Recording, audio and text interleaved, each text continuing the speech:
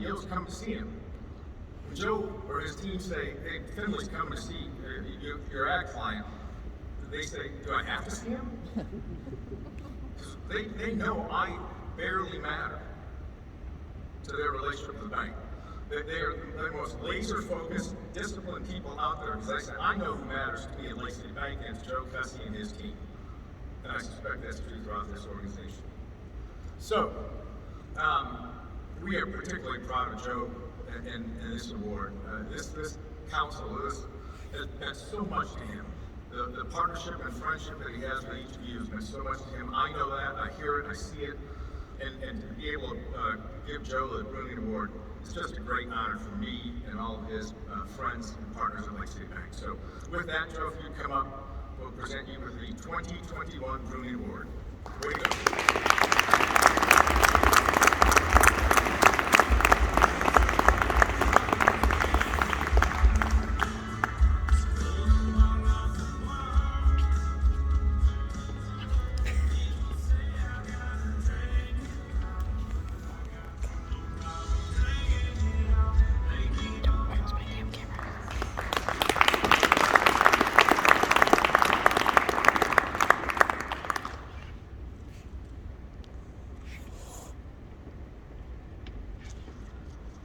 Thanks, David, for those kind words. I was thinking as Dave was talking, he said, man, I wish my annual review was today rather than January. I'm probably a lot better today than it will then, but kind of had a joke about that.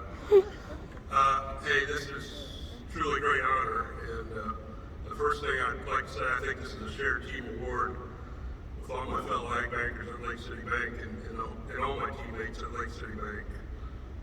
It's really easy to take for granted your loan operations, your credit team, your treasury management team, etc., when everything's going well. It's very hard to provide good customer service if all those teams do not function well. And fortunately for my clients and me, all those teams at Lake City Bank have always been fantastic, and that goes back to David's leadership, making sure everybody in the bank is focused on what we do. So that's been really good.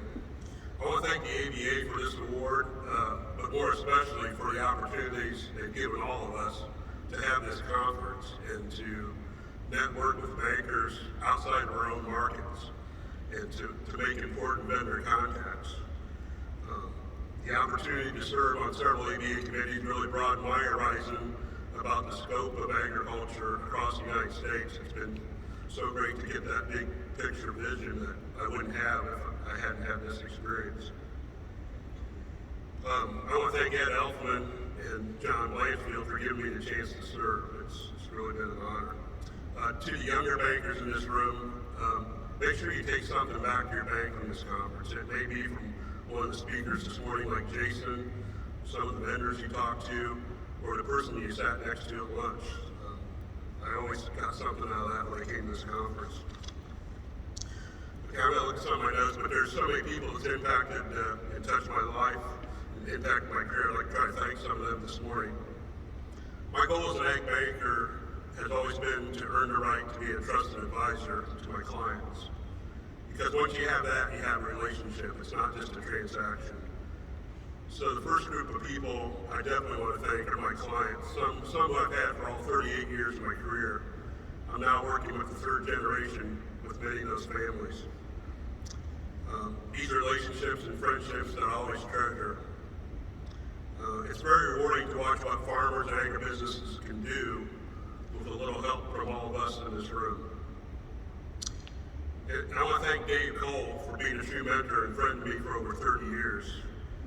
I was an early adapter of the work of the Farm Financial Council when Dave was a facilitator of that group. Putting those ratios in a trend sheet format has really helped.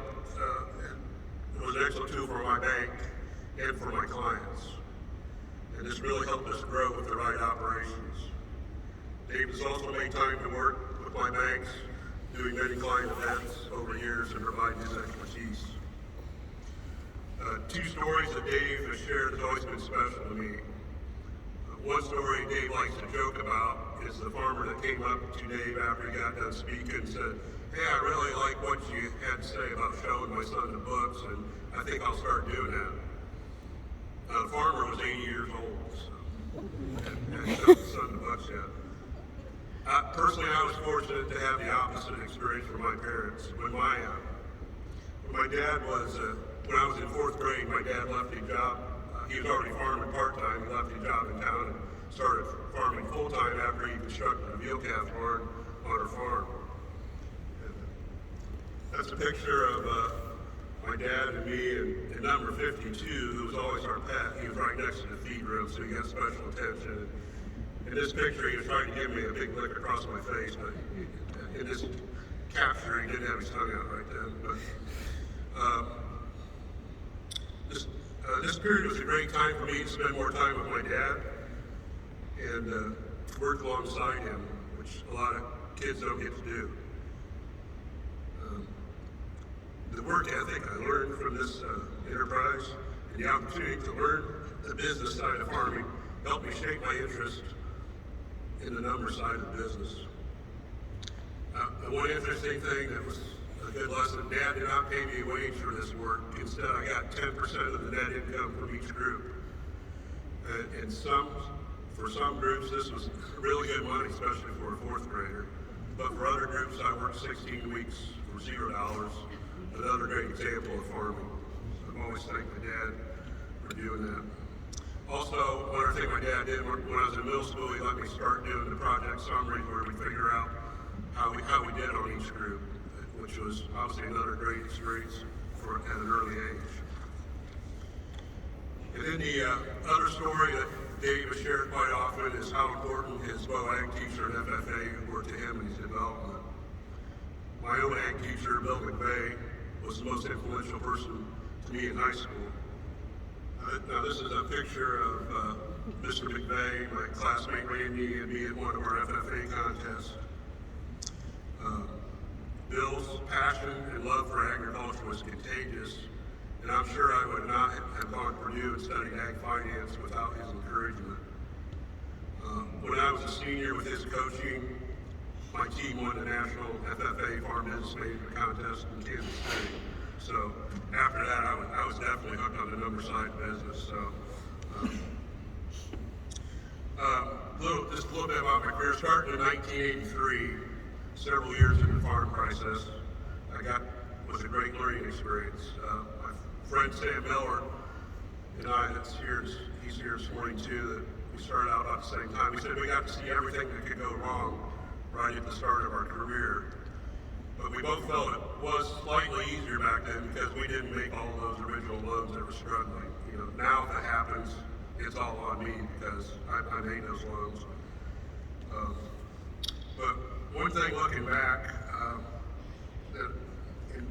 guess one thing I want to mention, probably hardly few of us in the room has ever experienced land and machinery values dropping like they did in the 80s. I mean, we're talking 50-60% drop in land values. And you can kind of guess what that did as a result of the farm crisis. Looking back, I believe the biggest advantage my bank had was I had put in place a good financial analysis system clear back in 1986 that allowed us to calculate accrual earnings and earn net worth gains. There was actually some great opportunities to expand in the late 80s and early 90s, and having that system in place really helped us pick who to expand with and take advantage of those opportunities. I've had the opportunity to work at one of the top performing banks in the country, Lake City Bank, for the last 25 years. The bank has always supported what I and the other ag lenders in my team do. When I joined the bank, I was fortunate enough to follow a lender who had good lending skills so I could start building on the portfolio right away rather than cleaning up a bunch of problems. I'm glad you all got to meet my CEO, David Finley. His leadership and support to our team and to me is outstanding, and I greatly appreciate having a leader that walks the talk every day at the bank and sets a great example for everyone. I'd like to take a minute to introduce some of my other teammates that are here today. Eric Ottinger is our Executive Vice President, Commercial Loans. I've had the opportunity to work with Eric for over 23 years, and he's another example of the great leadership we have at Lake City Bank.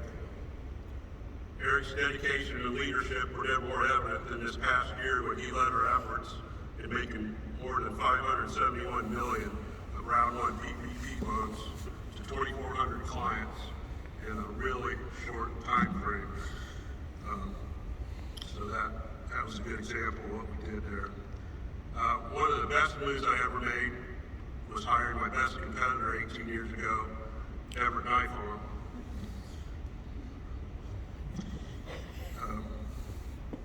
Everett joined our team after starting his career at Farm Credit.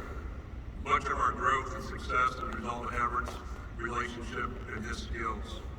And I've just loved working alongside Everett. It's so enjoyable. Also with me today are one of our next generation ag lenders, Kerry and Rat. I'm very proud of what we've done with our beginning farmer program, and Kerry and Everett are really a lot of the reason for that success. It's fun to see that next generation build upon what Everett and I have started. Also like to introduce my family that's here today. There's a picture of the whole crew. You met my son Taylor, and my daughter Caitlin is also here this morning. Caitlin, give away.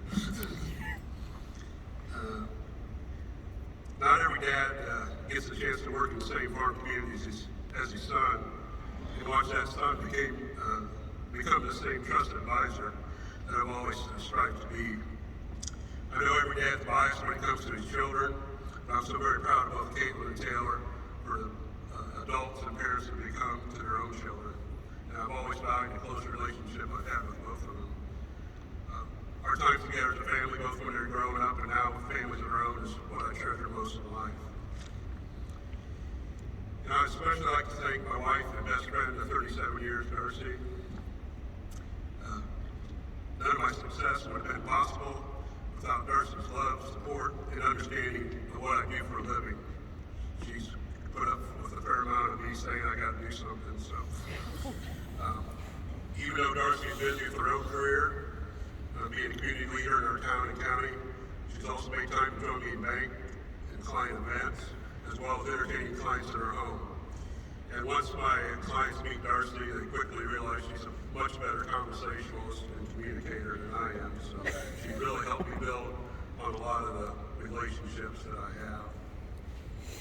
Before retiring, Darcy was an English teacher and then the library director in our town of South Whitley. And one more thing I'd add about Darcy is, with her being an English major, every single paper that I've written since being a sophomore at Purdue has been improved by Darcy, because my writing skills are marginal at best.